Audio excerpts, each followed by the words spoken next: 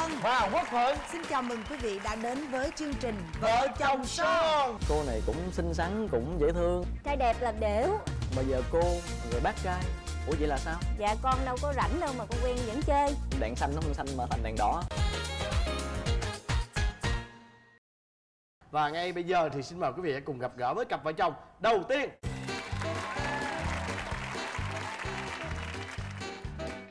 Chào hai bạn. Mời chú rể giới thiệu về mình. Dạ, em tên là Nguyễn Trương Minh Thế, hiện đang là giảng viên của khoa y học cổ truyền Đại học Y Dược Thành phố Hồ Chí Minh. Còn em? Dạ em là Trần Thị Minh Ngân, hiện tại là em là nhân viên văn phòng. Em năm nay bao nhiêu tuổi rồi? Dạ em 26 tuổi. 26. Còn em? Dạ, năm nay 30 tuổi. Hai em quen nhau trong trường hợp nào? Như thế này, em á, là trước đây là có đi khám bệnh ở phòng khám của anh Thế. Cách đây 2 năm rồi thì em cũng không có ấn tượng gì lắm. Nhưng mà mẹ em thì rất là có ấn tượng với ảnh vì thấy ảnh đẹp trai. Mãi sau này cách đây 1 năm, tình cờ em quay lại phòng khám của ảnh em khám bệnh. Thì ảnh mới nói với em là thấy mẹ em bệnh như vậy, ảnh sẽ khám bệnh với chăm cứu cho mẹ em miễn phí. Dạ em qua đến khám chỉ lý do là bị nổi mụn với bị ngứa. Cái ấn tượng ban đầu rất là lạ ở vợ em là vô khám bệnh thì thường bệnh nhân sẽ có một cái hay là có một cái tâm sự, có nỗi buồn, ta muốn kể với bác sĩ là những cái bệnh tình ta thế nào đó, ta sẽ giải bài tất cả. Còn riêng vợ em đến khám thì vẫn ngồi xuống khám mà mặt cứ đơ đơ thế nào, em hỏi trả lời, không hỏi cũng không trả lời. Em thấy rất là lạ một điều là sao nhìn cái mặt cô này cũng xinh xắn, cũng dễ thương mà sao có gì ta? Khám bệnh mà sao không có hào? Tại vì á em bị bệnh lâu rồi mà mỗi lần gặp bác sĩ á, là bác sĩ kê thuốc. Bởi vậy khi em gặp ảnh lần đầu tiên á, sợ không dám khai bệnh nên là cứ đơ đơ vậy đó. Rồi thế kê toa bao lâu thì mới thấy cô này có cái gì đó đặc biệt và chắc chắn là Thế phải là người theo đuổi cô này trước đúng không? Dạ ngược lại anh. Tại vì khi khám bệnh cho vợ thì một vài lần vậy thôi rồi em cũng qua đi, cũng không có cơ hội tiếp xúc. Nhưng đến một cái ngày đó thì mẹ vợ đến khám. Em mới thấy mẹ vợ có cái biểu hiện là thấy không hơi lạ, em hỏi thăm thì mới phát hiện là mẹ vợ có cái dấu hiệu là bị thoái hóa cột sống cổ, cho nên thì nó đề nghị mẹ vợ đến để em chăm cứu thêm. Thì sau một thời gian chăm cứu xong thì mẹ vợ có tiến triển tốt tới để em, tại vì hỏi thù lao thì em không có nhận. Tức là mẹ em mời ông xã em đi ăn. Dạ mẹ mới mời ông xã đi ăn rồi mới dẫn em theo, nói là thôi đi ăn cho vui, nhưng mà thực ra là em đã biết mẹ em có ý định làm mai rồi. Rồi đi ăn rồi quen nhau bao lâu thì mới chính thức yêu nhau? Tính là cái buổi gặp nhau hẹn hò đầu tiên á là em chủ động em mời đi xem kịch, coi như cái buổi đó buổi đầu tiên. Nhưng mà cái ấn tượng đó thì thực ra nó là buồn hơn chứ không phải là vui. Nhưng mà bữa đó trời mưa, vừa chạy mà vừa lo trễ giờ mà vừa suy nghĩ một cái chuyện đó, nó cũng nhỏ thôi. Bây giờ đến nhà cũng nếu gặp ba của bạn gái mình, mà nếu mình kêu bằng bác, nhưng mà mình lỡ mình kêu của mẹ là bằng cô rồi, mà giờ cô rồi bác trai. Ủa vậy là sao? Suy nghĩ tới, suy nghĩ lui, suy nghĩ chạy hồi tới nhà. Tới ngay cổng thì ba vợ đang ngồi uống nước trà ở bên trong. Em mới giơ tay lên, dạ có Minh Ngân ở nhà không chú ơi? Thế thì ba vợ mới đi từ trong ra. Chưa mở cửa là ba vợ nói là tại sao con đến nhà của bạn mình mà con hỏi không có chủ ngữ gì ngữ gì trơn. Có nhà không Minh Ngân là sao? Dạ con xin lỗi chú, chứ nãy tại xa quá mà ngồi xa mà trời tối con có nói dạ chú ơi có Minh Ngân ở nhà không? Con có nói vậy mà tại nhỏ mà không nghe. Cái ba vợ nói thôi nếu mà con nói vậy thì cho bác xin lỗi. Em thấy cha có chuyện lớn rồi nha. Rồi vậy chứ đến nhà của ba của bạn mình tại sao không gọi là bác mà là chú? Dạ này con cũng xin lỗi bác, em chuyển tông liền. Nhưng mà có con cái em nói dạ thôi giờ bác trẻ quá mà ở dưới miền Tây con thì nếu mà ai nhỏ tuổi hơn ba con thì kêu bằng chú. Nhưng mà giờ con lỡ vậy thôi xin lỗi bác. Lúc đó là ba em đã có ấn tượng xấu với ảnh rồi. Thứ hai nữa là ảnh đẹp trai. Mà thường trai đẹp là đểu, biết không? Người lớn người ta suy nghĩ như vậy. Rồi còn cái vụ nào mà anh này nè khiến ba em khó chịu đâu? Cái vụ mà khó chịu nhất mà đỉnh điểm nhất mà em nghĩ là chia tay luôn á là cái đợt ngày Tết, ngày mùng 1 thì ảnh vô nhà ảnh cũng uống với ba em một vài lon. Sau khi mà được 5-6 lon rồi bắt đầu cái men của ảnh lên rồi. Con ba hỏi chuyện là giờ bác hỏi thật chứ con quen con gái bác con có tính gì không? Nhưng mà anh mới nói dạ con đâu có rảnh đâu mà con quen vẫn chơi. Thực ra mà không phải em phải đến tính một chuyện là này nó mất điểm. Tại vì trong đầu em á lúc đó là cũng đã 6 lon là thấy là cũng tê rồi, từ dưới quê chạy xe lên là uống 6 lon là mệt là tê rồi. Mà lúc đó là ba cứ hỏi tới hỏi lui hoài, mà trong khi thời gian hai đứa gặp nhau chỉ khoảng 1-2 tháng thôi. Tự nhiên em lại buộc miệng nói con đâu có rảnh rỗi đâu mà con quen chơi vậy. Rồi xong mọi người xung quanh đứng hình hết trơn. Ba vợ là rồi mời anh về chơi. Rồi cấm luôn. Dạ cấm luôn. Rồi thì làm sao để hết cấm? Ông xã em á là có cái tính tự ái rất là cao. Em biết là khi mà ba nói như vậy là thế nào anh cũng tự ái, anh bỏ về quê. Ba em á thì chắc chắn là không thuyết phục được rồi, cho nên bằng mọi giá là em phải lên em gặp ảnh. Xong mà em phân tích cho ảnh nghe là anh sai ở điểm nào, đáng lý là anh không nên nói điểm nào, và ba cũng sai ở điểm là đáng lý là mới quen nhau thì ba không nên đề cập như vậy. Nhưng mà anh là phận con thì anh nên nói khéo. Cái chồng thấy cũng hợp lý quá, bắt đầu cái về dùng chiêu năn nỉ lại ba. Rồi lấy được lòng không? Tại cái tánh là nói thẳng thôi chứ không có phải là như vậy. Không phải là bổ bả vậy. Dạ, tại xịn quá. Sao phải lấy được lòng? Nhưng mà trước đó trong thời gian yêu thì hai bạn có đi đâu chơi xa, đi du lịch hay không? Dạ có, trong cái thời gian đầu trùng cái thời điểm mà lúc đó ba vợ cũng không có thích em, nhưng mà thấy có cơ hội càng là không thích là càng em, đi. tôi rủ vợ đi chơi. Qua chương trình này xin lỗi ba luôn. Ba chưa biết. Tại vì lúc đó ba giận á thì ba nói là muốn làm gì làm. Rồi sao nếu đi du lịch vậy rồi mẹ có Dạ, sợ mẹ sợ là... lắm. Trước ngày đi du lịch thì là mẹ ngủ không được luôn, lo lắng. Mẹ lo về chuyện gì? Lo là sợ bác sĩ bao cưới. Mẹ nói là thôi đi du lịch nhưng mà đừng làm gì nha. Đừng làm gì nha, ngủ riêng nha. Rồi chồng thì nói gì? Thực ra là những cái đó là nó trong cái chương trình, nhưng mà có một cái là ý trời thôi anh. Tới cái ngày đó là đèn xanh nó không xanh mà thành đèn đỏ. Trời đất. Là... Dạ 2 lần đều như vậy hết. Vậy là ông trời là không Mà thật ra là tại vì em biết như vậy cho nên em mới đi du lịch. Dạ biết luôn. Mà đến giờ là chồng của em biết. Như vậy có nghĩa là tụi em giữ gìn cho đến đêm tân hôn luôn hả? Đúng vậy. Dạ. Coi như là cái đèn đỏ nó bật đúng thời khắc đúng không? Đèn xanh Cho nên- chứ. Đèn đỏ, Đèn đỏ, những khi lần mình đi chơi đèn đỏ nó Thật bật ra là đúng. Nhưng mà đêm tân hôn Để là chi phải... đi đêm tân hôn Đêm đèn tân xanh hôn bật chưa? đèn vẫn đỏ. Trời đất ơi, đỏ. Sao kỳ trời? Gì lạ lùng vậy? Đừng có nói với tôi là cái đêm tân hôn của là cũng do cái ý của em luôn nha. Cái đó là ngoài ý muốn, nhưng mà hình như là mỗi lần đi chơi là anh cứ chọn những cái đúng ngày đó. Rồi sao? Rồi đỏ mấy bữa thì mới xanh. Dạ sao hết đỏ là xanh liền á. Vui không cưng? Dạ, em thấy cũng không có vui gì lắm, mặc dù em là bác sĩ thì em cũng lý thuyết thì nhiều. Nhưng mà lúc đó mình cũng xài hết chiêu rồi mà sao thấy nó cũng khó khăn quá. Bởi vậy sao đêm tân hôn là mặt ảnh nổi mụn không? Bứt rứt trong người khó chịu. Nhưng mà lúc đó em có khai phá được không hay là vẫn... Dạ nói chung tiến độ thì chỉ qua cái cắt băng khánh thành thôi chứ còn Thôi là cắt băng trễ, chứ em mà biết cắt băng sớm vậy là em lấy chồng rồi. Bây giờ em thấy lấy chồng là vui chưa? Dạ rồi. Rồi bây giờ hỏi chuyện này là hết vui lại nè. Lấy về rồi có phát hiện không? Có điều gì xấu không? Ảnh rất là nóng tính. Ví dụ như ảnh đang nấu một nồi canh chua, xong em mới hỏi là anh ơi rửa chén chưa? Anh quay qua ảnh nạt em liền. Để anh rửa cho. Em mới hỏi là tại sao em hỏi anh mà anh nạt em vậy? Anh đang suy nghĩ mà em hỏi gì? Ý anh suy nghĩ gì? Anh đang suy nghĩ là bỏ bạc hà vô trước hay là cà chua vô trước? Vậy thôi mà cũng đạt. Vậy thôi. Xương vậy đó. em có một cái ưu điểm là em khi mà em tập trung cái gì đó em tập trung ghê lắm, nhưng mà cái khuyết điểm là em tập trung rồi thì em không biết ai hết trơn á. Cho nên mà vợ cứ lải nhải là em bập liền. Lúc đó Bởi vì không có kiểm soát được. Cắt ngang dòng suy nghĩ đúng Dạ, không? lúc đó đang món ông dặn rồi, món đang nghiên cứu gì đó đừng có vô dính kim tùm lum. Trời ơi. Nó đang ngồi lấy kim chăm cứu Chuyện đó phăng ngày hôm á. Có khi nào mà em đang dày cái châm cứu á, rồi vợ hỏi cái châm lộn qua cái quyệt khác không? Chắc chết á. Mà thật ra ảnh có đang suy nghĩ hay không em không biết, tại vì nhiều làm khi sao những biết được, đúng không? những cái việc rất là nhỏ, như em nói cái bữa anh đang sửa cái tủ 8 giờ mấy rồi em đói bụng quá, giờ em nói là anh ơi em đói bụng quá, vậy mà cũng nạt, nói tối ngày biết ăn. Thực ra không phải đó, em ráp cái tủ lắp ghép mà nó vô hết 4 tầng rồi, tầng cuối cùng là không vô được. Em đang rất là bực bội trong người. Vợ nó bụng gì nó đang làm chưa xong mà nó bụng sao. Rồi, còn vợ em có tật xấu gì? Giờ em có muốn vợ em thay đổi điều gì? Bớt nhõng nhẽo đi. Đây nữa phải mạnh mẽ lên chút. Nhìn xinh đẹp gì không nhõng nhẽo mới là lạ đó. Bớt nhõng nhẽo là xấu bớt đó nha. Dạ, phải mạnh mẽ lên, robo lên. Anh làm cực tụi em phải về phải lao vô phụ.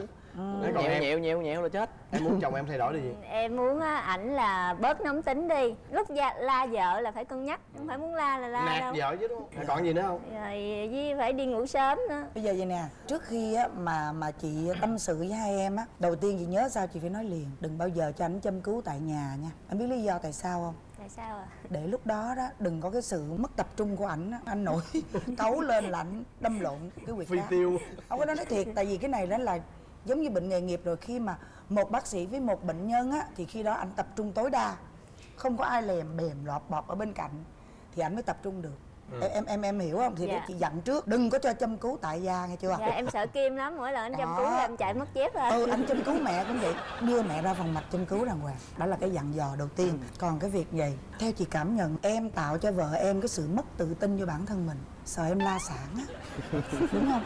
Có nghĩa là gì nè, không biết lúc nào em sẽ nổi điên lên, em sẽ nổi cáu lên em la. Đúng rồi. Cho nên vợ em hoàn toàn mất tự tin trong cái chuyện chủ động. Dạ. Mà không những cái đó sẽ còn nhiều cái khác vợ em mất tự tin. Thì cái đó em tự suy nghĩ để mà tạo cái sự tự tin lại cho vợ em, đúng không?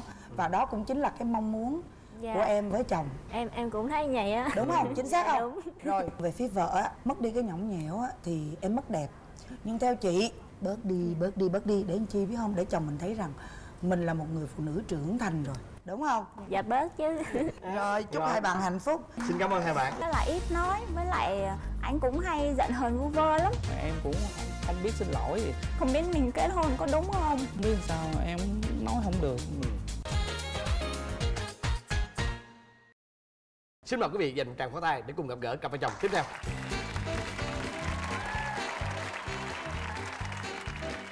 Chào hai bạn. Nhìn thư tha, nhìn cái dáng vẻ của bạn này, tôi đoán coi chắc cũng làm cái gì có liên quan đến bác sĩ này. Đúng không em? Giới thiệu về mình đi. Em tên là Quỳnh Lê Trung Tính, năm nay em 30 tuổi, em là công an. Hả? Còn Còn em? Còn em là Lê Thị Tâm, năm nay em 29 tuổi. Em làm việc tại nhà, em may đồ. Rồi, hai em là gặp nhau trong một trường hợp nào? Thì hai vợ chồng em gặp nhau trong trường hợp một lần là em đi làm nhiệm vụ của em. Đi tới đó thì cũng lúc đó cũng chưa vô nhà vợ em nữa. Sau này khoảng 1 tháng sau, lúc đó đang làm nhiệm vụ mà anh vô mới sang nhà ông ngoại vợ em vô đó ngồi thì ngồi cũng nói chuyện, thấy em là thấy cũng thật thà, thấy ông ngoại mà vợ em mới nói là tao có 2 đứa cháu gái với, muốn giới thiệu cho tụi bay thì tụi bay có đồng ý hay không.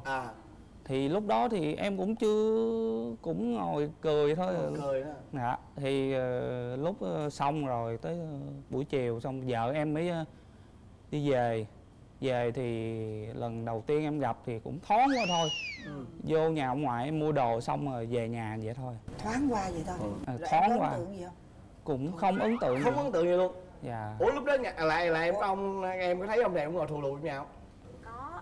Em đi bên làm về thì ông ngoại gọi, ông ngoại nói qua ông ngoại nói cái này. Đi qua thì ông ngoại nói có mấy anh này tới đây chơi, con nói chuyện với mấy anh này thì con nói chuyện, cũng chẳng có quen biết thì nên đâu biết nói chuyện gì. Thế nhìn qua cái cũng chẳng biết tên gì cả, đi xuống luôn. Nên là cũng không có ấn tượng gì, cũng không có quan tâm gì luôn á. Nhìn thoáng qua. Một cái buổi giới thiệu mà thoáng qua vậy. Trời đất ơi. Rồi cái lần thoáng qua thứ nhì là sao? Hồi đó có đi chung với một người nữa, em mới sực nhớ lại hồi đó đi thì cũng có thấy vợ em sau này đi, nhờ người đó đi về xin số điện thoại, tại vì em thì ở xa quá. Em ở đâu rồi? Dạ em quận 5, vợ em ở Gò Vấp. Đó thì xin số điện thoại, mới đầu xin số điện thoại thì em chỉ chọc chơi thôi chứ cũng chưa có gặp nữa. Lên mạng chat qua thì lên mạng thì em chat thì thấy nói chuyện thấy cũng hợp. Không, nhưng mà chị hỏi là lúc mà chồng em chat trên mạng á, thì em có biết cái anh đó là cái anh mà một bữa đã ngồi ở nhà ông ngoại mình không? Nói chung là em không ấn tượng anh ấy lắm, em chỉ ấn tượng cái anh mà đến xin số điện thoại của em á. Lại ấn tượng con người kia. Dạ. Rồi em có tưởng là anh đó chat với em không? Không, ý là em nói chuyện với anh đó một thời gian thì em thấy anh nói chung là nó không hợp tính em. Nên là sau này anh này xin số điện thoại của anh đó lại nói chuyện thì em lại thấy hợp hơn. Nhưng mà em không có nhớ mặt anh này đâu. Một thời gian sau anh ấy hẹn em đúng cà phê, anh ấy chưa có vô nhà lần nào nên là anh không dám vô nhà, anh đứng ở ngoài anh đợi em. Anh đứng ngoài anh đợi em, mà em ra em còn không biết có phải người này nữa không. Lúc đó vợ em ra em cũng không biết phải người này. Nhưng mà không cho thấy mặt nhau trước ta? Trên mạng có thấy được Không. Có cái hình nhỏ xíu không có nhìn thấy rõ. Hay đi uống cà phê thì thấy nói chuyện cũng tình cảm. Nói tóm lại là khi tụi em yêu nhau là mọi thứ đều rất là trơn tru vui vẻ, đúng không? Vậy thì lúc lấy nhau rồi á, nó có vui vẻ trơn tru như lúc mà đang yêu nhau không? Nói chung là nó cũng có một vài chuyện. Tính chồng em là hay nóng tính lắm. Mà em là không thích nói chuyện cộc cằn. Em thích là có chuyện gì thì chồng nói nhỏ nhẹ từ từ. Mà em cứ nói cái là chồng em bắt đầu nạt lại em, nên là em cũng buồn lắm. Anh không Chị nghĩ cũng có là hiểu đúng không? Đúng không? không nghĩ rằng là Không một cái bao giờ người nghĩ. như thế này mà có thể là lớn tiếng mà nạt vợ. Này hồi nãy nói lớn chút xíu mà xét tiếng luôn mà làm sao mà nạt. Phải có nào phải dựng chuyện không? Có, nói thiệt. Có không? Đúng không? Em cứ nói đi. Vâng, rồi. Coi như bữa nay là đại hội giặt mặt đi. Tại vì về cứ lo suy nghĩ trong công việc trong cơ quan, không bị chát đầu óc. Về vợ em nói này nhiều lúc em cũng có phần là hơi nóng tính thiệt, em quát mắng vậy. Bao nhiêu lâu thì mới lấy nhau? Tụi em quen nhau cũng phải thời gian 2 năm á. 2 năm. Ngay từ khi quen là em biết tính anh ấy là ít nói, với lại anh cũng hay giận hờn vu vơ lắm. Mà sau này lấy về rồi em mới phát hiện là em còn không có giận dỗi nhưng anh ấy luôn, mà anh ấy cứ em đụng cái gì cái anh ấy giận em không hề nói chuyện luôn á. Vậy ha, em giận gì vậy cơ? Nhiều lúc em quát mắng vợ em xong rồi em cảm như em thấy em bị hố. Bị hố hả? Dạ. Tự giận bản thân mình đúng không? Dạ, em thì xin lỗi thì nói thật là em cũng không biết xin lỗi, thì tối về thì nằm ngủ thì em ôm vợ em về Hành động, về. hành Dạ. động đúng không? Dạ, hành động. Rồi. Tức là ôm thôi chứ không có nói là Dạ. cho anh xin lỗi hay là gì hết. Dạ. Mà em có muốn chồng em vừa ôm vừa nói không? Có, thời gian đầu á em cũng thấy có nhiều chuyện nó cũng hơi buồn. Nhưng mà giờ thì em hiểu là nó cũng đỡ. Thời gian đầu lúc nào em cũng nghĩ không biết mình kết hôn có đúng không, nhưng mà em vẫn thấy anh ấy là một người tốt nên là em 2 năm tụi em quen nhau rồi mới cưới nhau. Anh có hiểu em không? không biết anh có hiểu em đến mức nào em không biết nữa. Đã Nhưng bao giờ mà ảnh nạt em rồi ảnh mở lên xin lỗi em chưa? chưa. Em chịu đựng gì hoài hả? Không, em cũng không muốn vậy, nhưng mà mỗi lần em có nói gì lại bắt đầu giận nhau nữa. Nên là em không biết nói làm sao luôn. Nhưng mà giận nhau vậy thì ai làm quệ? Em làm quệ hay ảnh làm quệ? Lúc nào em cũng là người nói chuyện trước với anh không à. Tại sao lại như vậy? Gia đình em thì ít người, chỉ có hai vợ chồng nói chuyện với nhau thôi. Mà giận nhau thì không ai nói với ai câu nào thì cũng buồn. Em có cảm thấy vậy là quá sức chịu đựng không? Có, em thấy có nhiều lúc em thấy chịu không nổi luôn á. Những lúc đó em suy nghĩ gì? Em nghĩ không biết mình lấy anh có đúng không. Nhưng mà sau này em nghĩ đến gia đình em rồi đến tình yêu em dành cho anh ấy. Chưa bao giờ em nói. Tại sao em không thử một lần em nói cho anh nghe? Có, những lúc vui vẻ em cũng nói cho anh ấy những chuyện như vậy là anh không có đúng. Những lúc như vậy là anh làm cho em cảm thấy buồn thì anh cũng tiếp thu. Nhưng mà những lúc anh giận lên rồi anh không có nghĩ đến chuyện gì nữa. Em à, thực lòng em nha, em đã chứng kiến vợ em khóc nhiều lần chưa? Dạ rồi. Mỗi lần vậy em thấy em đau không? Thấy cũng áy náy trong lòng, thấy cũng muốn nói lời xin lỗi vợ mà em không biết làm sao, em nói không được. Vậy thì Dạ. hôm nay nè, em đã nghe vợ em tâm sự nãy giờ. Vậy thì em có muốn nói gì với vợ không? Chị thấy như vậy nè, vợ em á, cho đến thời điểm này ha, chị cảm thấy là vợ em có những cái áp lực, những cái nỗi buồn nó chất chứa gần như là ngoài cái sức chịu đựng rồi. Chị nhìn cái cách nói chuyện của em, chị nhìn vô mắt em thì chị có cảm giác điều đó. Và chị thấy rằng á, là nếu em để cái tình trạng này tiếp tục nữa thì hoàn toàn không tốt tí nào. Tại vì vợ em chịu đựng á, xong cứ chôn ở trong lòng á, mà không xả ra được á, rất nguy hiểm. Dạ. Mà rõ ràng ở đây á, là em mỗi lần em thấy vợ em khóc em cảm thấy đau xót. Chỉ có điều là em không thể nói ra được, đúng không? Em không nói ra được là thôi anh xin lỗi hay là như thế nào. Nhưng mà em có làm một cái hành động gì để mà thay cho cái lời xin lỗi không? Ví dụ như bây giờ vợ em đang khóc nè, nếu như em không nói được lời xin lỗi thì em sẽ làm gì để thay cho cái lời nói đó? Thì em cũng muốn thông qua chương trình này thì những gì mà lỗi lầm của em á thì mong vợ tha thứ cho em. Cũng muốn nói là lời xin lỗi đến em. Anh xin hứa sẽ biết lắng nghe, quan tâm tới em hơn nữa. Anh xin lỗi. Thực ra mà nói á, tùy theo cái nghề nghiệp, tùy theo cái môi trường để nó xây dựng nên một cái tính cách. Chồng em là một cái nghề nghiệp mà không lãng mạn như tất cả các ngành nghề khác. Cho nên rằng á, là trong một cái môi trường như vậy, thường là những người này á, họ kiệm lời lắm, họ kiệm nói ra những cái suy nghĩ của họ, là bởi vì đó là công tác nghề nghiệp, em hiểu không? Chính vì vậy mà chồng em nghĩ ở trong lòng mà không nói ra được, nó là cái bản chất nghề nghiệp. Cho nên em đừng nghĩ rằng là chồng em không thương em, thì vì em nghĩ vậy em sẽ rất tủi thân. Em phải chuyển cái suy nghĩ đó thì em sẽ không còn cái áp lực. Nãy giờ nếu chồng em không phải là làm ngành công an đó thì chị sẽ thấy rằng cái việc đó là chồng em sai hoàn toàn. Cho nên em nên thông cảm Và em xem những cái hành động của chồng em thay cho lời nói cũng được. Ví dụ như chị nói hồi nãy á, em ôm vậy là ok. Hoặc là khi vợ khóc thôi, chả cần phải sáo rỗng là anh xin lỗi em gì, mà chỉ cần lau nước mắt cho vợ thôi, hoặc là lấy một cái khăn giấy đưa cho vợ, là em hiểu rằng đó là thay lời xin lỗi em. Và em hạnh phúc với cái điều đó, em tha thứ cho chồng em với cái điều đó. Và em quên liền, phải xóa đi liền, đừng có để trong đầu mình nữa, đúng không nào? Dạ, em suy cũng nghĩ nghĩ như vậy đó. em sẽ thấy em thoải mái yêu đời liền. Còn em á, không nói được thì giờ hành động nhiều hơn chút. Được như không? hành động nãy vậy đó. Được không em? Đó. Đó.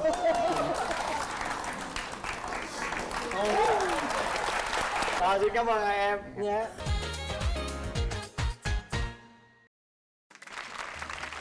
Và bây giờ là đến phần hấp dẫn nhất, đó chính là phần kiểm tra hữu ý và bốc thăm may mắn. Ta có 4 thùng quà. Trong thùng quà này có 2 phần quà rất lớn đến từ nhà tài trợ Toshiba. Trước tiên đó chính là một máy giặt Toshiba trị giá 14 triệu 490 ngàn đồng. Và món quà thứ hai đó chính là một chiếc tủ lạnh Toshiba trị giá 20 triệu 950 ngàn đồng. Và món quà thứ ba đó chính là một coupon trị giá 2 triệu đồng sử dụng mọi dịch vụ tại G First Tokyo Hair Salon phức hợp đầu tiên của Nhật tại Việt Nam, và một máy massage hiệu Elvis của Nhật trị giá 4 triệu 370 ngàn đồng. Và món quà thứ tư đó chính là một miếng cưới chùi nồi. Rồi bây giờ thì chúng ta sẽ đến phần gọi là kiểm tra hiểu ý. Quay Bạn lưng nghe lại. kỹ nha, nghe kỹ câu hỏi. Vợ của bạn thích loại hoa nào nhất?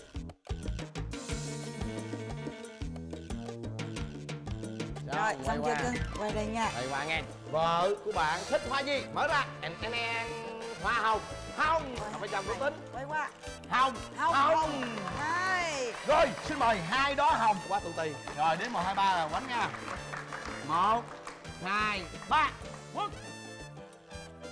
Quất. Quất. Rồi.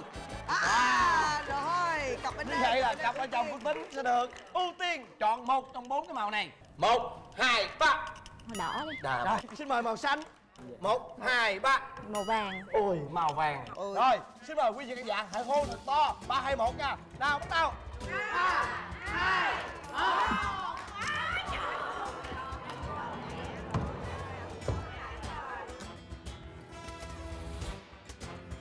Bây giờ mời quý vị khán giả cùng đếm nào.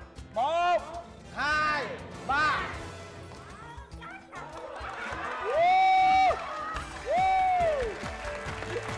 Xin chúc mừng cặp vợ chồng của Tính đã nhận được một cái máy giặt của Toshiba trị giá 14 triệu 490 ngàn đồng. Nói vậy chứ cũng phải chúc mừng cặp của bạn này chứ. Cái miếng cước chùi nồi á là đem lại sự hạnh phúc đó, chị nói thiệt đó. Chắc chắn rằng là quý vị khán giả xem chương trình Vợ Chồng Son bây giờ rất là vui đây. Bởi vì chúng ta có 2 cơ hội nhận được 2 phần quà. Trước tiên đó chính là một chiếc tủ lạnh Toshiba trị giá 20 triệu 950 ngàn đồng. Và món quà thứ hai đó chính là một coupon trị giá 2 triệu và một máy massage Elvis trị giá 4 triệu 370 ngàn đồng. Để nhận được các phần quà này chúng ta phải trả lời được câu hỏi của chị Hồng Vân đưa ra. Và câu hỏi dành cho quý vị khán giả tuần này là: có một người chồng ở cặp đôi thứ nhất làm nghề gì? A. Dược sĩ. B. Y sĩ. C. Bác sĩ. Còn câu thứ hai sẽ là có bao nhiêu người trả lời đúng giống như bạn? Rất đơn giản, chúng ta trả lời bằng cách đó là chúng ta vào trang Facebook Vợ Chồng Son, like một cái. Bước thứ hai chúng ta vào trang Toshiba, like một cái. Bước thứ ba đó chúng ta tải cái form mẫu về, chúng ta ghi cái câu trả lời và gửi về địa chỉ email cho chúng tôi tại địa chỉ vợ chồng son amos.mcv.com.vn ngay từ bây giờ cho đến 22h30 chủ nhật tuần sau. Và quý vị nhớ nha, 22h30 chủ nhật tuần sau trên HTV7 với chương trình Vợ Chồng Son. Đến đây thì Quốc Cường Hồng Vân xin chào tạm biệt.